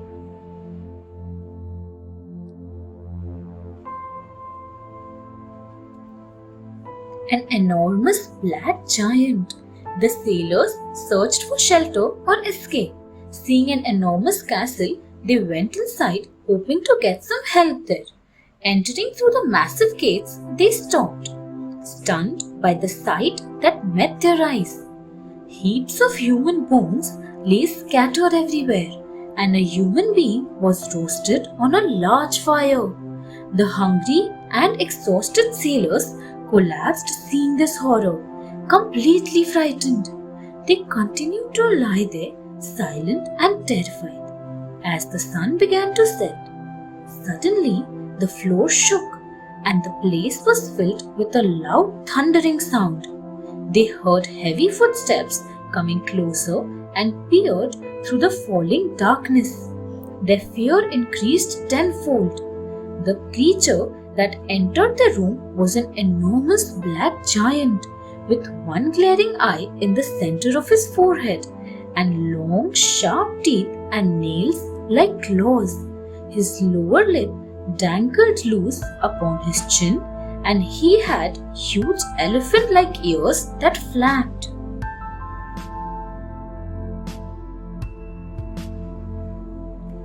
The giant is blinded.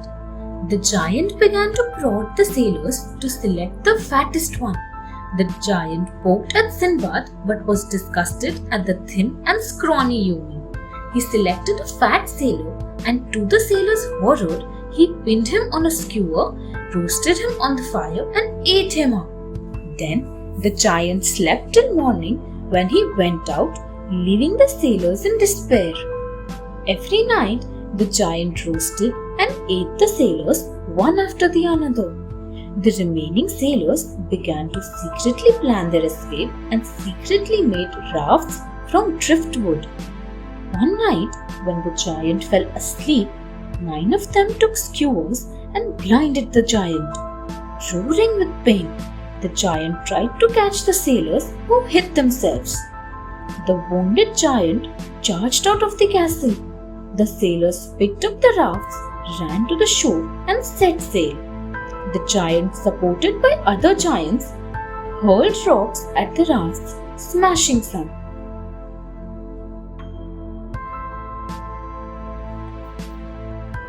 Narrow escape. Only Sinbad and 2 sailors survived to reach an island with tempting fruit-laden trees. They fell asleep, waking up to see a huge snake swallowing one of the sailors. Both of them climbed up a tree and stayed there.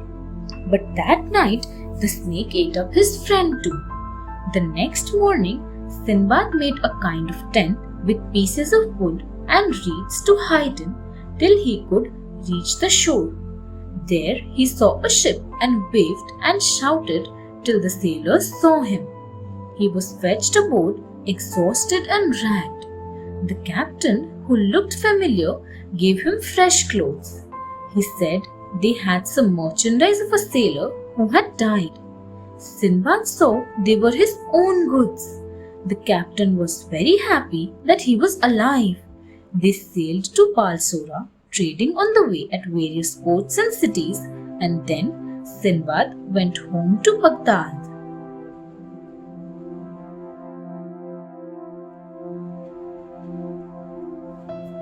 The Wonder Tree. Once upon a time, there lived a chief named Ali bin Ahmad and his tribe in the desert of Arabia. They encamped on the trackless sand. For months, they did not see any stranger. One evening, however, little Zuleika, the chief's daughter, saw someone riding her way from the south. She ran to tell her father. The chief came out of his tent and saw a stranger. The stranger said that the great Sheikh Ben Nadi would visit the tribe the next day. There was excitement in the entire camp. Everyone started collecting and preparing gifts for Sheikh Ben Nadi. But little Zuleika sat alone weeping because she had no gift for the Sheikh. Zuleika went and sat on a great stone near the well and cried. All of a sudden, a misty white figure appeared out of the well and took the shape of a beautiful veiled woman. It was the good fairy of the well. The gift. The fairy asked Zuleika not to weep and said that she would find the gift the next morning at the very spot where her tears were falling. Then the fairy faded away. Zuleika ran back to her tent. The next morning, she hurried out into the sand to find the gift which she was to get for the sheikh that day. Zuleika reached the well and stopped in wonder. Where yesterday there was nothing but bare sand, today there stood a tall tree with a cluster of brownish fruit. In the afternoon, the caravan of the great Sheikh Ben Nedi arrived. Everyone brought his gifts and gave them to the sheikh. The chief led Ben Nedi to the well where the date palm grew and told him how the wonder tree had grown up miraculously during the night. Hearing everything, Ben Nedi softly exclaimed, "This is the most precious gift of all, for it springs from the desire of the heart."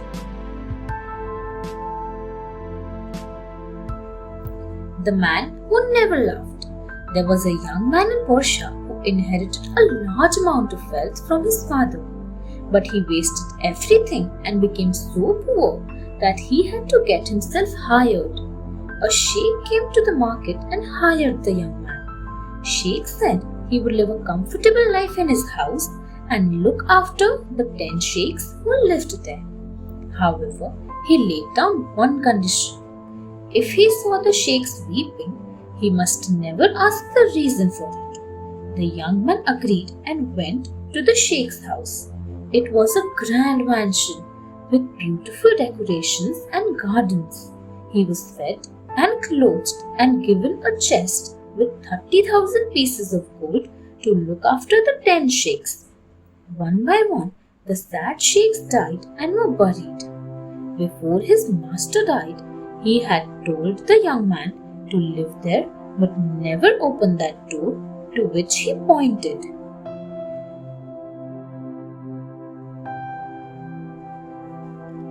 The sad man. The young man was curious and opened the door. He entered a beautiful garden where an eagle swooped down and carried him off to an island across the sea. He was taken in a ship to a land where an army met him and took him to meet the queen of that land. She was beautiful and all her soldiers and ministers were women. She married the young man and made him king. But she pointed to a door and said that he must never open that. He agreed and lived happily for 7 years. One day, however, he became curious and opened the door. He found the eagle there and it picked him up and carried him back to the mansion of the 10 sheikhs. He had no way of going back and realized that the sheikhs must have been through the same experience. He lost that beautiful life and never laughed again.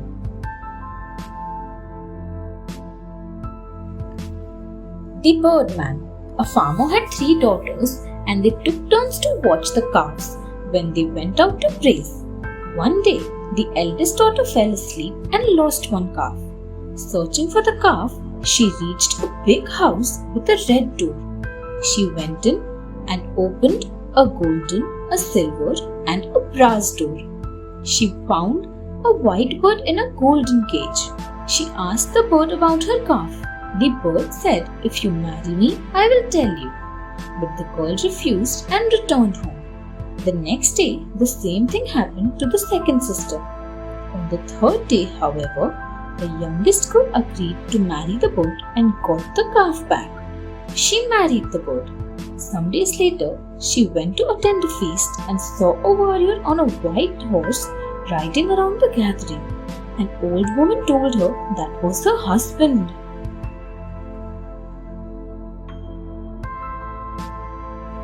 The cage. The girl asked how she could get her husband into his human form always because she did not want to remain as the wife of a bird. "Stay home next time. There is a feast, and after he has ridden away, burn his cage," said the old woman. The girl stayed back at the next feast, and when her husband went away, she burned the cage. He came back and found it gone. Despairingly, he cried out, What have you done?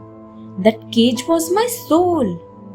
The girl was miserable, for he said that the evil spirits would take him away. Sit behind the door and make a clanging noise with the sword for 7 days and nights, instructed her husband. The moment the noise stops, the spirits will take me away. For 6 days and nights, the girl stayed awake, clanging the sword. On the 7th night, her eyes shut for an instant and her husband vanished.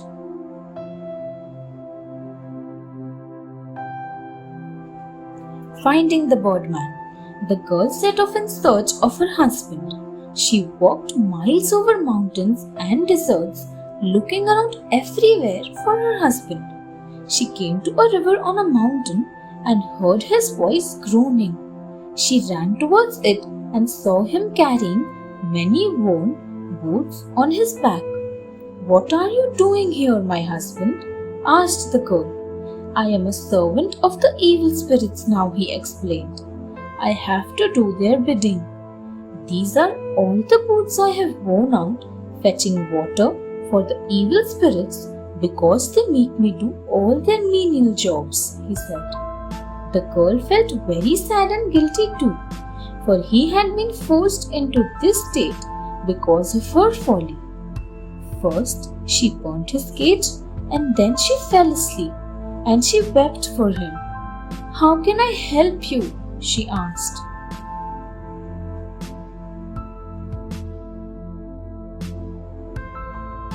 The birdman returns. "I am so happy to see you after all this time," said the birdman to his wife. "If you truly wish me to return, you must go back home and build a bird cage for me. Then, sitting near it, pray for me to return honestly and with a sincere heart. It will become my soul again and I will return to it. Till then, farewell." Saying this, the birdman vanished. His wife looked around and then trudged all the way back over mountains and deserts till she reached home. She built a bird cage like the one birdman had earlier, and she sat near it, praying with all her heart for her beloved husband to return. One day, there was a great shout of joy as the white bird flew back home and sat on the roof of the house. The girl welcomed her husband home and they lived happily ever after.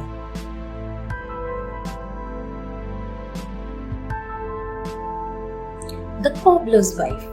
Ahmed the cobbler lived in Isfahan with his greedy wife Sitara. She was a very discontented woman. One day, Sitara went to the hammam where people came to bathe and relax.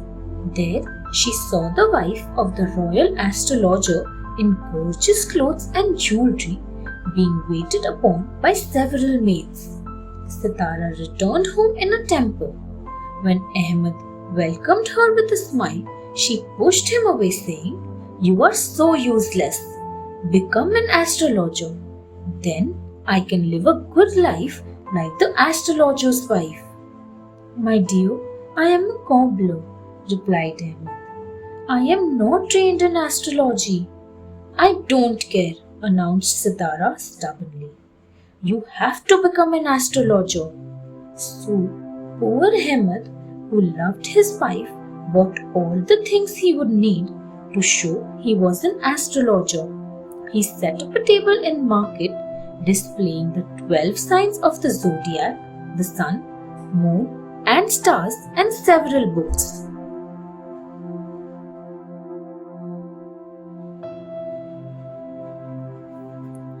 The new astrologer. Everyone who knew the cobbler stopped to stare at Ahmed. One of his friends asked, "Ahmed, are you crazy? You are a cobbler. What are you doing as an astrologer?" Ahmed explained that he was doing this to please his wife. Just then, the king's jeweler came by deeply distressed. He had lost a priceless ruby from the king's crown. When he saw a crowd around Ahmed, he decided to ask the astrologer to find the lost jewel. His wife's maid heard him and ran to her mistress, for the jeweler's wife had stolen the ruby. "If the astrologer tells him I am lost," thought the wife, and she told Ahmed the truth. "Hide the ruby under the jeweler's pillow," said Ahmed, "and say nothing." Ahmed called the jeweler and told him the ruby was under his pillow. The jeweler was so happy at the return of the jewel that he rewarded Ahmed richly.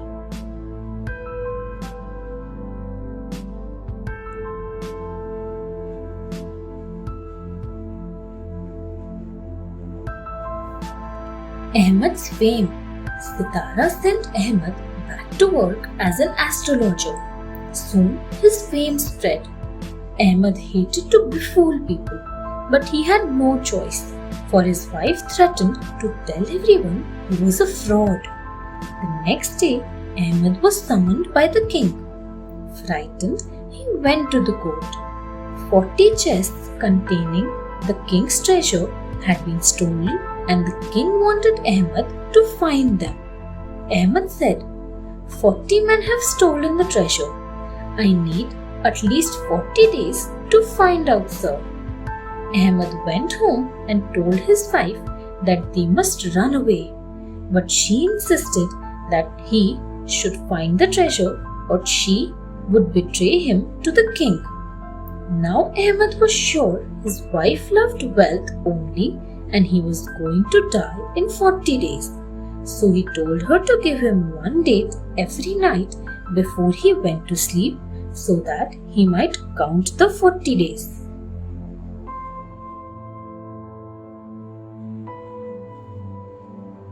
The king's treasure. The robber chief, hearing about Ahmed, sent one of his men to watch his house at night. Ahmed's wife gave him a date and he put it into a jar, sighing, "This is one of the 40. The robber ran back to the chief and said, "Ahmed knew I was there." The next day, the chief sent 2 men. He said, "That's 2 of them." They too returned, frightened. He knew we were there. And so, every day, one more robber went, till on the 40th day, he said, "40 complete." That night, the robber chief called out to Ahmed, "Sir, we'll return the chests. Please save us." Ahmed, realizing they were the robbers, replied, "Put them all in the old ruins behind the palace and don't cheat." The next morning, Ahmed led the king to his treasure. The king was so pleased that he married Ahmed to his kind and good daughter, for Ahmed's wife had left him.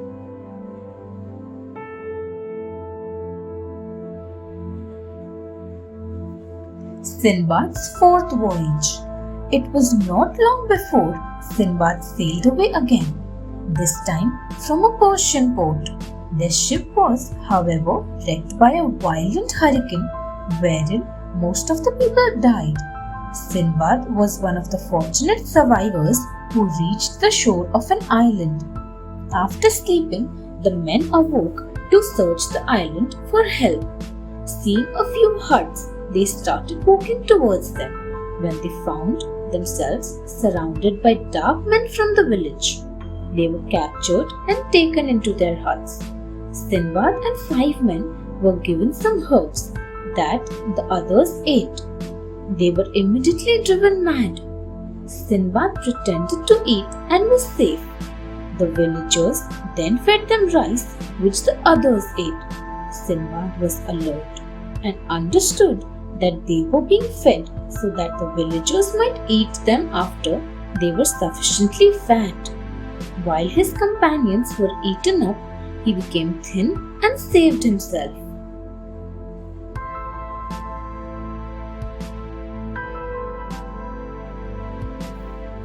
Freedom from cannibals.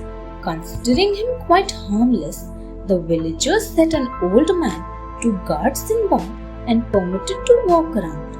One day, Sinbad ran away to the shore where he found some white men collecting pepper. To Sinbad's relief, They spoke Arabic. He told them about adventures, particularly the wild men on the island.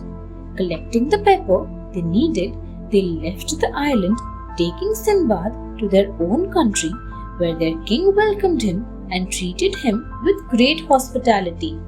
Sinbad founded a prosperous kingdom, but everyone rode horses bareback. No bridles or stirrups were used, so he asked a craftsman to make a beautifully embroidered saddle and some spurs, which he presented to the king. The king was delighted and happily rode using this new saddle and spurs. He requested Sinbad to get them made for all his ministers and officers. Sinbad had become a royal favorite and was popular too.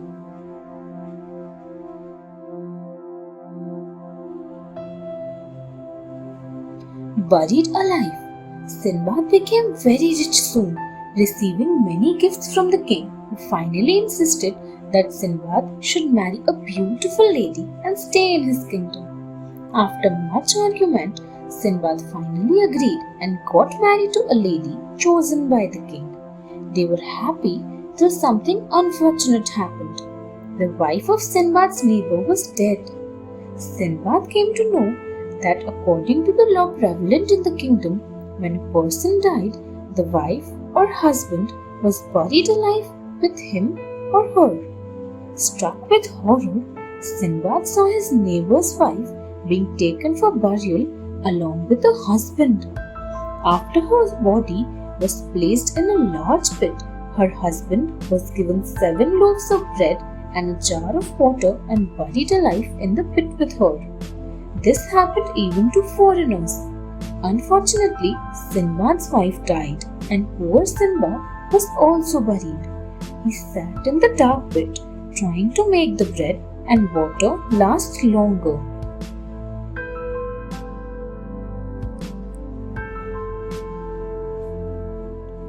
A lucky escape. When the loaf and water finished, Sinbad was desperate. Then a dead man was buried in the pit with his poor wife. Sinbad heard a faint sound and followed it till he found a crack in the wall.